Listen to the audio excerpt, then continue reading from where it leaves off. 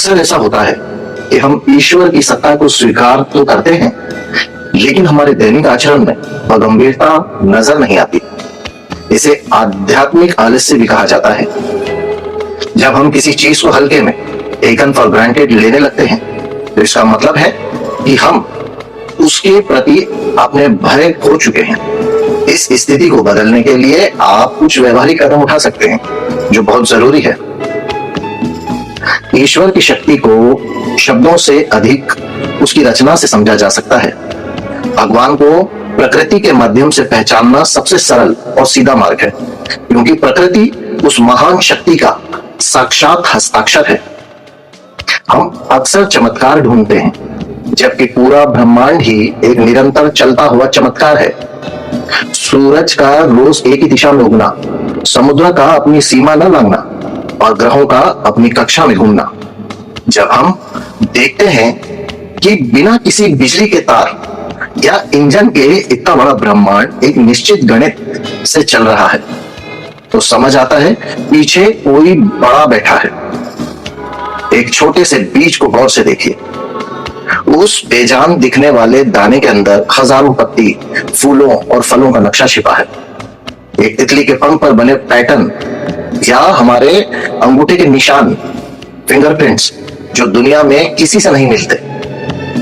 जब हम ब्रह्मांड की विशालता, समुद्र की गहराई या एक छोटे से बीज से विशाल पेड़ बनने की प्रक्रिया को देखते हैं, तो हमें अपने छोटेपन का एहसास होता है।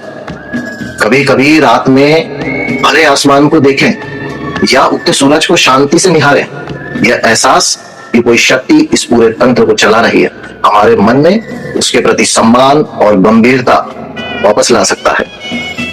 भगवान दाता है और प्रकृति इसका सबसे बड़ा प्रमाण है। यह बिना शर्त प्रेम, अनकंडीशनल लव ही भगवान का स्वभाव है।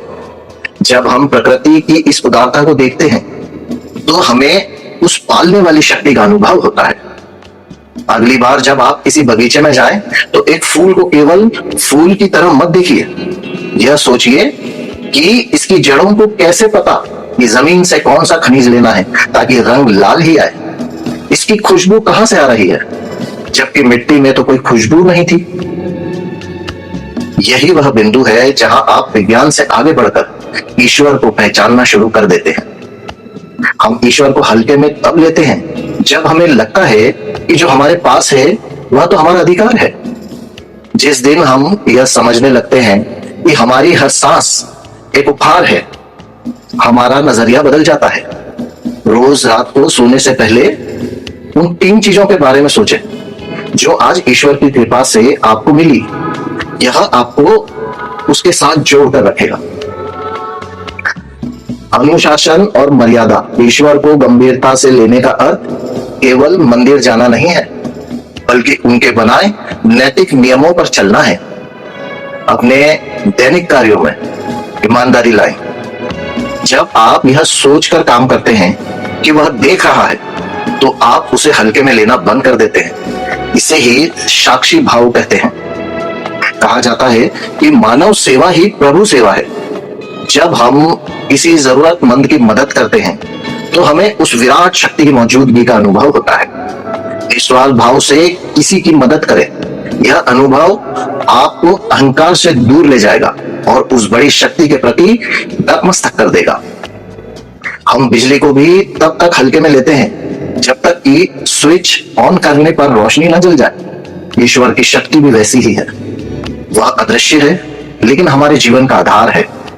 उसे याद रखने की जरूरत नहीं है, बल्कि उसकी उपस्थिति को महसूस करने की जरूरत है।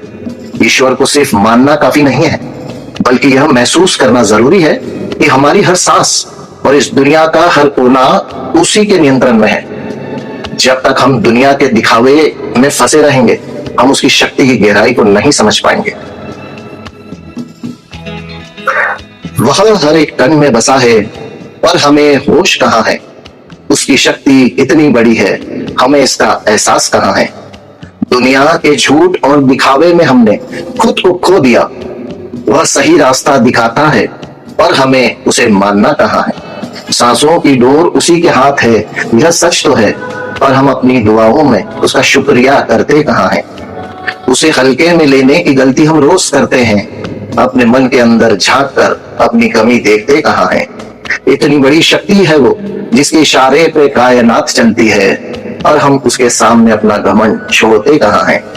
चांद, सूरज और तारे सब उसी के नियमों को मानते हैं, और हम अपनी आंखों से इन इशारों को समझते कहाँ हैं। वही मंजिल है और वही रास्ता दिखाने वाला है, पर हम अपने दिल को उसकी तरफ मोड़ते कहाँ हैं। दोस्तों, ईश्वर को पूजने से ज्यादा उसकी दया, उसके दान, उसकी रहमत, उसकी दरियादिली, उसकी हिफाजत, उसका प्रेम और उसे महसूस करें। आपको खुद ही एहसास हो जाएगा कि जो आपकी जिंदगी का करता धरता है, आपका जीवन और आपकी मृत्यु है, आप किस शक्ति को हल्के में ले रहे हैं।